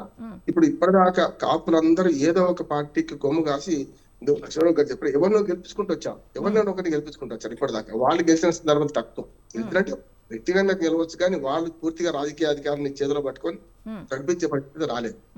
ఇప్పుడు రాజకీయాల్లో కూటమి ప్రభుత్వంలో ఖచ్చితంగా పవన్ కళ్యాణ్ గారి మన ఆధిపత్యం ఉన్నది, లేకుంటే ఎట్లా నడుస్తున్నది. వాళ్ళ మాట్లాడితే చంద్రబాబు నాయుడు గారు పవన్ కళ్యాణ్ గారు కూర్చుని పెట్టుకొని అన్నింటిలో సంప్రదిస్తున్నారు కదా. కాపులకు మర్యాద వచ్చినట్టునే కాదంటారు. ఇంకొకటి, ఏ కులం వాళ్ళు వాళ్ళ కులాన్ని గెలిచింది అనుకుంటే ప్రజారాజ్యంలో పాలకులు ఎందుకు ఓడిపోయిండు చిరంజీవి? తిరుపతిలో ఎట్లా గెలిచిండు కదా. ఇదే పవన్ కళ్యాణ్ గారు 2 కాపు కుల ఆధిపత్యం ఉన్న 2 నియోజకవర్గాలు ఎందుకు ఓడిపోయిండు కదా. చూడలేదమ్మా, ఎవరికి కాపు కాసినా గెలవరు. అందుకనే మొదటి నుంచి ఆయన రాజకీయాల మొదటి నుంచి వచ్చినప్పటి నుంచి పవన్ కళ్యాణ్ ఒకటే అంటున్నారు ఏంటంటే నేను ఒక కులానికి పరిమితం కాదు, అందరూ వేస్తే వస్తారు. ఆ లెక్కన కొంచెం ఆంధ్రప్రదేశ్ తెలంగాణకు తేడా ఏంటంటే తెలంగాణలో బహుజన వర్గాలు ఎక్కువ, ఆధిపత్య కులాలు తక్కువ. 15% మించారు, అన్ని కులాలకు ఇస్తే 20% మించారు. కానీ ఇక్కడ ఆంధ్రప్రదేశ్ లో అట్లా కాదు, ఆధిపత్య కులాలు ఎక్కువ ఉన్నారు. 70% మాత్రమే దళితులు పేదలు ఉన్నారు. ఇది కూడా చూడాలి. 2 రాష్ట్రాలు విడిపోయిన తర్వాత డెమోగ్రఫీ మారింది కదా. డెమోగ్రఫీ మారడం వల్ల ఇవాళ ఆంధ్రప్రదేశ్ లో ఆధిపత్య కులాలతో రాజ్యం అవుతుంది. ఇంక్లూడింగ్ కాపుని కలుపుకుంటే దాదాపు 65%, 30% వరకు అగ్ర కులాలే వస్తారు, మిగతా 60% వాళ్ళు వస్తుంటారు. కనుక వాళ్ళకి అధికారం దక్కేది ఎప్పుడు. అందుకని ఇవాళ కాపు కులస్తులు చైతన్యం ఏమొచ్చిందంటే మేము ఇప్పటిదాకా కాపు కాసే వాళ్ళమేనా, గతంలో బోయిలు కూడా అంటే పల్లెకి మోసే బోయిలమేనా, మేము ఎందుకు అధికారం రావద్దు అని అన్ని వర్గాలను పెరిగిందాం. అంతిమంగా రాజ్యాధికారం సాధిస్తే తప్ప మన హక్కులు నెరవేరవు, మన హక్కులు సాధించుకోలేమనే మా భావన అన్ని కులాల్లో వచ్చింది. కనుక ఇప్పుడు ఏమైందంటే ఇప్పటిదాకా ఆంధ్రప్రదేశ్ రాజకీయాలు చూడండి, ఉమ్మడి ఆంధ్రప్రదేశ్ లో కానీ లేకుంటే విభజిత ఆంధ్రప్రదేశ్ లో కానీ ఆధిపత్య కులాలు చెలాయిస్తున్నాయి కదా. కాపులు ఒక్కనాడు కూడా మనకు ఉప ముఖ్యమంత్రి అయిందా ఇప్పటిదాకా? మంత్రులే కాలే, మంత్రులు అయితే కూడా అవమానకరంగా తీసేస్తే పోయినరు, ఏడ్చుకుంటూ తీసుకుంటే వచ్చింది కదా, చూసినాం కదా. అందుకని ఈ చైతన్యము కరణం ధర్మశ్రీ గారు కానీ వీళ్ళ సన్మానం చేసుకుంటూ వచ్చిన చైతన్యం ఏంటంటే ఒకవేళ పవన్ కళ్యాణ్ కనుక ఉప ముఖ్యమంత్రి నుంచి తీసేసి లేకుంటే చంద్రబాబు నాయుడే లోకేష్ చేస్తే ఎట్లా ఉంటదనే ఆలోచన వచ్చింది కనుకనే ఇవాళ కాపుల ఐక్యత అనుకో రకం ఉంది. అయితే అప్పుడు కూడా మరి పవన్ కళ్యాణ్ గారి పదవి తీసేస్తే నవ్వుతారు కానీ కాపులందరూ కలుస్తారని అయితే అనుకుంటలేను. ఎందుకంటే ఎవరి పార్టీ, అందుకని ఏ గుడి పక్షి ఆ గుడి జరుపుకుంటది. ఏ కులం భక్తులు రెడ్లందరూ ఒకటే పార్టీలు లేరు కదా, నేను కమ్మలందరూ ఒకటే పార్టీలు లేరు కదా. అట్లాగే వాళ్ళ రాజకీయ విధానం అంటే ఇవి ప్రభావితం చేస్తే కులం అనేది ఒక కార్డు మాత్రమే. అందుకని ఆ కార్డు ఎవరి కులానికి వాళ్ళు ఓటేసుకుంటే ఎస్సీ ఎస్టీలే బీసీలే మైనార్టీలో పెద్ద ఎత్తున రాజ్యం చేయాలి ఉన్నదా? లేదు కదా. మనకు ఇంతకుముందు చెప్పారు కదా మన లక్ష్మణరావు గారు, మరి ముస్లింలలో కూడా చాకలి మంగలి చేసే వాళ్ళు ఉన్నారు. వాళ్ళు ఎవరైనా అడుగుతున్నారా? ఫకీర్లు ఉన్నారు, ఎవరు నడుతున్నారా? అందుకని అన్ని కులాలు అనగారిన వర్గాలు ఉంటాయి, కొంచెం అప్గ్రేడ్ అయిన వాళ్ళు ఉంటారు. ఈ రెండింటిని సమతుల్య తీసుకోవాలి తప్ప ఇంకోటి ఏం లేదు. కులాల కలయిక మాత్రం జరుగుతున్నది. ఇవాళ ఒకటి కాపుగ్రస్తులు చైతన్యం వచ్చిందంటే మనం ఎవరికి చందు గారు చెప్పారు ఇంతకుముందు, ఎవరికి వాళ్ళని విడిపోతే మనం గడ్డిపోచలాగా ఉంటాం, తండ్రిలాగా మారాలి, ఒక ఏనునైనా కట్టారని కలుద్దాం అనుకుంటున్నారు. తప్పుగా, ఎందుకంటే అది ప్రపంచవ్యాప్తంగా వర్గము కులము ఎప్పుడు కలుస్తుంటారు, విడిపోతుంటారు, కాదట్లేదు. ఎవరు గెలుస్తారు ఎవరు ఓడతారు తర్వాత సంగతి. కానీ ఇవాళ ఆంధ్రప్రదేశ్ రాజకీయాల్లో ఒక కీలకమైన మార్పుకు దోహదపడుతున్నట్టున్నా నేను. మనం కాపులను ఇప్పటిదాకా మన ఇంతవరకు ఆధిపత్య ధోరణి, ఆధిపత్య పార్టీగా మనం చెలాయించలేదు. ముఖ్యమంత్రి కాలే కదా మన పవన్ కళ్యాణ్. అందుకని అట్లా కావాలనే ఆలోచనతో ఉన్నారేమో.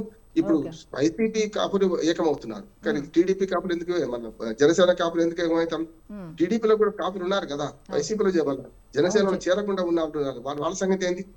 బీజేపీలో కాపులు ఉన్నారు కదా, మరి వాళ్ళ సంగతి ఏంది?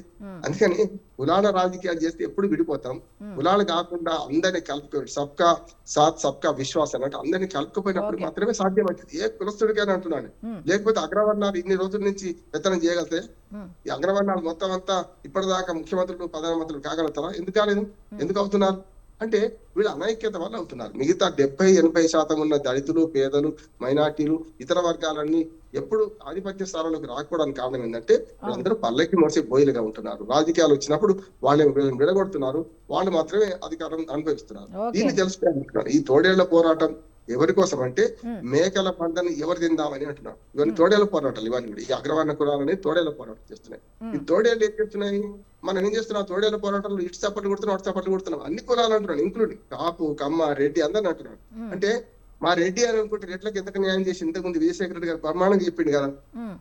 ఏం జరిగింది రాజశేఖర రెడ్డి గారి హయాంలో, ఏం జరిగింది, ఇప్పుడు ఏం జరుగుతుంది చెప్పారు కదా. వాళ్ళకి తెలుగుదేశంలో ఉన్నారు అనుకో. అందుకని ఏ పార్టీ అయినా అగ్రవర్ణ అంటే ఆధిపత్య ధోరణితోనే ఉన్న కొందరే ముఖ్యమంత్రులు, ప్రధానమంత్రులు, లేకపోతే రైతులు. కానీ ఆ కులాల్లో ఉన్న నిమ్న వర్గాలు, ఆ కులాల్లో ఉన్న పేద వర్గాలు, ఆ కులాల్లో ఉన్న అనగారిన వాళ్ళు పైకి రావడం లేదని ఉన్నది. కులాన్ని పట్టుకొని రాజకీయాలు చేస్తే ఎప్పుడైనా ఏ పార్టీ గెలవదు, అందరినీ కలుపుకునే వర్గమే గెలుస్తుందని నేను అనుకుంటున్నాను. విజయశేఖర్ రెడ్డి గారు, మేడం ఈరోజు విశాఖ సమావేశం గురించి మాట్లాడుకుంటున్నాం కదా. అప్పుడు అంబటి రాంబాబు గారు బయటకు వచ్చి ఒక మాట అన్నారు. ఏంటంటే రంగా గారి హత్యకు సంబంధించి అట్లాగే ఆయన జైలు నుంచి అరెస్ట్ అయ్యి బయటకు వచ్చిందని రెండు కంపారిజన్ చేస్తూ మాట్లాడుతూనే నారా లోకేష్ ప్రస్తావన కూడా తీసుకొచ్చారు. నన్ను కావాలని పోలీసులను పంపించి 7 గంటల పాటు ఈ విధంగా నన్ను చిత్రహింసలు పెట్టారు, ఇది ఎక్కడైనా జరిగిందా? ఇంతవరకు చరిత్రలో జరగలేదు, ఇదంతా కూడా పైనుండి మొత్తం మానిటరింగ్ నారా లోకేష్ అయితే చేయించాడు అన్నట్టుగా ఆయన అన్నారు. దీని మీద ఏం చెప్తారు మేడం? ఒక 2 నిమిషాలు టైం కావాలి నాకు. ఇప్పుడు ఒక దగ్గర నేను డిస్కషన్ వదిలే. ఇప్పుడు ఏదైతే కులాలు ఏదైతే నమ్ముకున్నారో వీళ్ళు, ఎప్పుడైతే వాళ్ళు దూరం అవుతున్నారో, ఇప్పుడు 16 నుంచి 25% ఉన్నట్టు కాపు కమ్యూనిటీ, అంటే ఇప్పుడు అందరూ ఒంటరి కావచ్చు, తెలగ కావచ్చు, రకరకాల కులాలు ఏదైతే ఉన్నాయి, సబ్ క్యాస్ట్ ఏదైతే అన్ని కలుపుకుంటే 16 నుంచి 25% ఉన్నాయి. ఇప్పుడు సార్ రామ్మోహన్ రావు గారు, నేనైతే ఒక మాట క్లియర్ గా చెప్తా. ఎవరు నమ్మినా నమ్మకపోయినా మీరు చెప్పినట్టు ఈ రోజు కాపు కమ్యూనిటీ రాజ్యాధికారం కోసం ప్రయత్నం చేస్తుంది, ఇది వాస్తవం. ఏమి ఈ రాజ్యాధికారం రెడ్లకేనా, లేదంటే కమ్మకేనా, లేదంటే ఇంకోళ్ళకేనా అని క్వశ్చన్ చేస్తారండి. ఈ రోజు ప్రతి దగ్గర మాకు వినపడుతుంది. అది మేము పాలన చూస్తున్నాం, అంటే ప్రజల్లో చూస్తున్నాం. సో వీళ్ళకు రాజ్యాధికారం కావాలంటే ఒక డామినేటింగ్ ఫిగర్ కావాలి. ఇప్పుడు మీరు చెప్పినట్టు ముద్రగడ పద్మనాభం గారు కావచ్చు, లేదంటే హరిరామ జోగయ్య గారు కావచ్చు, వీళ్ళు ఎవరు డామినేటింగ్ ఫిగర్స్ కాదు. ఇప్పుడు అంబటి రాంబాబు గారు సొంత కాన్స్టిట్యూన్సీ ఓడిపోతారండి. ఆయన డామినేటింగ్ ఫిగర్ ఎట్లా అవుతారు కాపు కమ్యూనిటీకి? అంటే అటు మీరు పవన్ కళ్యాణ్ ఓడిపోతారు కదా అంటారు. నేను అంటున్నా, పవన్ కళ్యాణ్ గారు ఒకవేళ ఓడిపోతే ఓడిపోయి ఉండొచ్చు కూడా, సొంతగా పోటీ చేసి. కానీ ఎంత శాతం ఓట్లు వచ్చాయి? ఇప్పుడు పెరిగే క్రమంలో పవన్ కళ్యాణ్ గారు అంచెలంచెలుగా పెరుగుతూ పోతున్నారు. ఇప్పుడు ఫస్ట్ పార్టీ పెట్టేప్పుడు ఎన్ని వచ్చాయి, తర్వాత 2019లో ఎన్ని వచ్చాయి, ఈ రోజు 2024లో ఎన్ని వచ్చాయి? ఏమంటే నేను ఒకటే చెప్తున్నా, పవన్ కళ్యాణ్ గారిలో వారు మా రాజ్యాధికారం మాకు రావాలంటే కాపు కమ్యూనిటీకి పవన్ కళ్యాణ్ గారి వల్ల సాధ్యము అని నమ్ముతున్నారు. కాబట్టి అంటే పవన్ కళ్యాణ్ గారు ఓన్ చేసుకోకపోయినా ఆ కమ్యూనిటీని, ఇది నా కమ్యూనిటీ, నేను ఇక్కడ నుంచి వచ్చాను, నాకు అందరూ ఓట్లు వేయాలి అని అడగకపోయినా వాళ్ళు ఓట్లు వేయడానికి సిద్ధంగా ఉన్నారు. ఇప్పుడు నేను అడుగుతున్నా, ఇప్పుడు ఇన్ని రోజులు వైసీపీకి గుర్తురాలేదా కాపు కమ్యూనిటీ? ఏమంటే రీజనల్ కోఆర్డినేటర్స్ ఈ రోజు వరకు చూస్తే మీరు ప్రతి దగ్గర రెడ్డిసే. ఏమంటే ఉత్తరాంధ్రకు వైవి సుబ్బారెడ్డిని పెట్టారు, అంత ముందర విజయసాయి రెడ్డి శేఖర్ రెడ్డి గారు క్లుప్తంగా చెప్పండి, మేడం, క్లుప్తంగా అట్లాగే మేడం ఉండాలి. ఈస్ట్ అండ్ వెస్ట్ కి పెద్దిరెడ్డి మిథురెడ్డి గారిని పెట్టారు. ఏ సార్ అట్లాగే విజయవాడ తర్వాత గుంటూరుకి అయోధ్య రామిరెడ్డి గారిని పెట్టారు. లేదా రాయలసీమకి ఏమో ఇంకొక పెద్దిరెడ్డి రామచంద్ర గారిని పెట్టారు. ఎక్కడండి కాపు కులానికి మీరు ఎవరినైనా ఒక్కడే విజిలెన్స్ క్వార్టర్ చేశారా? కానీ ఎప్పుడైతే డైనమిక్స్ మారుతున్నాయో, క్యాస్ట్ డైనమిక్స్ మారుతున్నాయో, ఎప్పుడైతే 2024లో కాపు కమ్యూనిటీ ఎక్కువ భాగం పవన్ కళ్యాణ్ గారికి ఓటేసిందో వెంటనే ఏం చేస్తారు? ఈ రోజు చూడండి, ఈ రోజు బొత్స సత్యనారాయణ గారిని తెచ్చి తూర్పు గోదావరికి పెట్టారు. గుడివారి అమర్నాథ్ గారిని తెచ్చి వెస్ట్ గోదావరికి పెట్టారు. ఏమంటే అట్లాగే కోసాల కడబాబుని తీసుకెళ్లి, ఆయన కాపు కమ్యూనిటీ కదా, ఆయన తీసుకెళ్లి విజయనగరం విశాఖపట్నం పెట్టారు. అంటే ఈ రోజు కొత్తగా గుర్తొస్తుందా కాపు కమ్యూనిటీ మీద ఈ రోజు కొత్తగా మీరు ప్రేమ చూపించడానికి కారణం ఏంటి? ఇది రాజకీయం కాదా అని జగన్మోహన్ రెడ్డి గారు ఆలోచించుకోవాలి. ఇన్ని రోజులు కనబడి 15 ఏళ్లుగా మీరు ఏ కాపు కమ్యూనిటీని అయితే ద్రోహం చేశారో, ఏ కాపు కమ్యూనిటీని అయితే మీరు పక్కన పెట్టారో రాజకీయంగా, ఎవరికైతే మీరు ఇంపార్టెన్స్ ఇవ్వలేదో వాళ్ళు హఠాత్తుగా మీరు కౌలుగించుకునే పరిస్థితి ఎందుకు వచ్చింది? అది ఒకసారి ప్రజలు కూడా ఆలోచించాలి. అంబటి రాంబాబు గారు ఈ రోజు మీరు చెప్పినట్టు రంగా గారిని ఆయన్ని పోల్చుకోవడం నిజంగా కూడా హాస్యాస్పదం. రంగా గారి స్థాయి ఎక్కడ, ఈయన స్థాయి ఎక్కడ? ఎవరైనా నవ్వుతారు. ఇంకా 10 మందిని డిబేట్ పెట్టండి, అందరూ నవ్వే పరిస్థితి. రెండోది మేడం ఒకటే అడుగుతున్నా, రంగా గారి కుమారుడు రాధా గారు వైసీపీలో ఉన్నప్పుడు కనీసం ఆయనకు ఒక నియోజకవర్గానికి కేటాయించే పరిస్థితి అండి. నేను సెంట్రల్ నుంచి గెలిచాను రా బాబు 2009లో, మళ్ళా దాని నుంచే పోటీ చేస్తానంటే ఆ టికెట్ ఇవ్వని పరిస్థితి. ఎక్కడో వేరే దగ్గర తీసుకెళ్తే ఆయన ఓడిపోయారు. వాళ్ళు ఇంకొకటి అండి, గౌతమ్ రెడ్డి అనే వ్యక్తి వైసీపీలో ఉన్నాడు. ఆయన ఏమన్నాడు? రంగా గారిని చెప్పడం కరెక్ట్ అండి అన్నాడు. ఓపెన్ గా డిబేట్ లో మాట్లాడాడు. మరి మీరు వైఎస్ జగన్మోహన్ గారు ఆ రోజు ఏం చేశారు? అట్లాగే ప్రథమ ముద్దాయి అన్నాడు, ఆయన తీసుకెళ్లి మీకు టికెట్లు ఇవ్వలేదా? ఈ రోజు దేవినేని అవినాష్ అనే వ్యక్తి, ఆయన కుమారుడు మీతో రోజు తిరగట్లేదా? ఎక్కడ కాపు కులానికి మీరు వాల్యూ ఇస్తారు? ఎక్కడ రంగా గారికి వాల్యూ ఇచ్చారు? రంగా గారితో మీరు పోల్చుకోవడానికి. రెండో మాట, అంబటి రాంబాబు అనే వ్యక్తి ఈ ఉద్యమాన్ని లీడ్ చేయడానికి కరెక్ట్ వ్యక్తి కాదు. ఎందుకంటే అంబటి రాంబాబు గారు చేసిన కామెంట్స్ ఏంటి సార్? రామోహన్ గారు ఒకటే అడుగుతున్నా, ఆయన ఏమేమి కామెంట్ చేశారండి? నేను కాపు కులంలో పుట్టాను గాని కాపు కులాన్ని నేను ఓను చేసుకోను, నేను ఆ కులానికి సంబంధించిన భాగవతులు చూసే వ్యక్తిని కాదు, నాకు సామాజిక స్పృహ ఉంది, నేను వైఎస్ ఫ్యామిలీకి చెందిన వ్యక్తిని, వాళ్ళ కోసమే నేను రాజకీయం చేస్తున్నానని మాట్లాడినప్పుడు ఇంకా కాపు కమిటీలో ఉన్నవారు ఆయన ఎలా ఓన్ చేసుకుంటారు? ఇది అందరూ కూడా ఇప్పుడు రాష్ట్రాలు. శేఖర్ రెడ్డి గారు ఓకే. నెక్స్ట్ లక్ష్మణ్ గారు మీరు రియాక్ట్ అవ్వండి. ఇప్పుడు శేఖర్ రెడ్డి గారి వర్డ్స్ని ఎట్లా తీసుకుంటారు? కాపుల గురించి మాట్లాడే అర్హత టీడీపీలకు ఉందండి. వంగవీటి మోహన్ రంగా గారిని ఎవరు చంపారు? టీడీపీ అని కదా. టీడీపీ పార్టీ అధికారంలో ఉన్నప్పుడు కూడా ఆయన చంపబడ్డాడు. వాళ్ళు చంపారని కదా టీడీపీ కమ్మ వర్సెస్ వచ్చింది.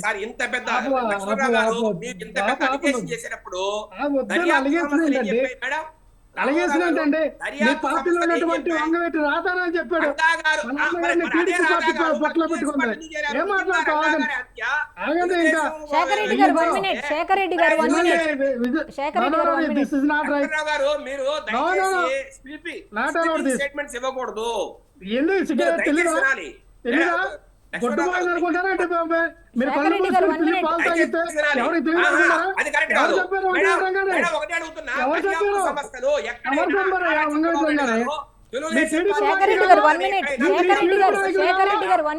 మీరు కాదు ఆయన పట్టులో పెట్టుకునేది.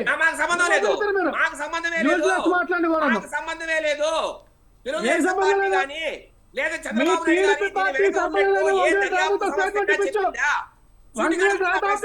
శేఖర్ రెడ్డి గారు 1 మినిట్. శేఖర్ రెడ్డి గారు లక్ష్మణరావు గారు మాట్లాడనివ్వండి. శేఖర్ రెడ్డి గారు ప్లీజ్. మీ పార్టీలో వంగవీటి రాధవ్ ఉన్నాడు. మీ పార్టీలో వంగవీటి రాధవ్ ఉన్నాడు. వంగవీటి రాధవ్ మా నాన్నని టీడీపీ వాళ్ళు చంపలేదని చెప్పి స్టేట్మెంట్ ఇవ్వచ్చు. నీ దమ్ముంటే, నీ మగాడు అయితే. ఏమండి అలాంటి వర్డ్స్ వదిలేండి లక్ష్మణరావు గారు. ఎందుకు అలాంటి వర్డ్స్ చెప్పండి? ఏంటంటే ఏ వర్డ్స్ అండి? ఏ వర్డ్స్ మాట్లాడా? ఎందుకు అసలు అలాంటివి ఎందుకు చెప్పండి? సైలెంట్ గా ఉన్నాం కదా. సరే ఇప్పుడు మీరు మాట్లాడండి. మీరు చెప్పండి ఇప్పుడు చెప్పండి. నేను అసలు కాపుల గురించి మాట్లాడే అర్హత వాళ్ళకి లేదు. ఈ రోజున మేము కాపుల్ని ఉప ముఖ్యమంత్రి చేసాం. ఎస్టీ సామాజిక వర్గం నుంచి ఉప ముఖ్యమంత్రి చేసాం. మాల సామాజిక వర్గం నుంచి చేసాం. మాదిగ సామాజిక వర్గం నుంచి చేసాం. ప్రతి ఒక్క కులానికి కూడా కాపు మేము ఉప ముఖ్యమంత్రి పదవిలో ఇచ్చాం. లక్ష్మణ్ గారు ఈయన ఎందుకు ఇవ్వాలా? క్లుప్తంగా ఈయన చెప్పండి, ఎందుకు టైం అయిపోయింది, క్లుప్తంగా సామాజిక న్యాయం చెప్పండి. చేయలేరు? టైం అయిపోయింది, మీరు- క్లుప్తంగా చెప్పండి. అంటే ఈ రోజు ఎందుకు సామాజిక న్యాయం చేయలేదు? ఎందుకు చేయలేదమ్మా? మీరు ఎందుకు పవన్ కళ్యాణ్కి ఎందుకు ఇచ్చారు? పవన్ కళ్యాణ్ గారికి ఉప ముఖ్యమంత్రి పదవి ఎందుకు ఇచ్చారు? సార్ మీరు అదే కాపు సామాజిక వర్గమైనటువంటి నిమ్మకాయల చినరాజప్పకి ఇచ్చారు కదా. నిమ్మకాయల చినరాజప్ప ఎవరండి? కాపు సామాజిక వర్గమే కదా. పవన్ కళ్యాణ్ మొట్టమొదటి కాపు సామాజిక వర్గం ఉప ముఖ్యమంత్రి కాదు, బోర్డు మంది చేశారు. ఓకే అండి లక్ష్మణ్ గారు, ఓకే అండి. నేను వినమ్మా, ఇలాగ పెద్ద ప్రాధాన్యత ఇచ్చేసామన్నారు. కాపులకి ఏం చేసింది టీడీపీ చెప్పండి. టైం అయిపోయింది, అందుకే క్లుప్తంగా చెప్పండి అని చెప్తున్నా. ఇవ్వలేదనే కదా 15 లక్షలు 20 లక్షల మంది వచ్చి రోడ్డు మీద ధర్నా చేసింది. ఓకే అండి, ఓకే. ఎవరు చేపించారు? ఇదే కదా, ముద్రగడ పద్మనాభం గారే కదా. కాపులకి చిరకాల శత్రువుత ఎదురైంది టీడీపీ పార్టీ కదా. ఏం మాట్లాడుతున్నారు? ఓకే అండి, ఓకే. లక్ష్మణ్ గారు, ఓకే అండి. ఒక్క నిమిషం టైం అయిపోయింది, మీరు అందుకే క్లుప్తంగా చెప్పండి అని చెప్తున్నా.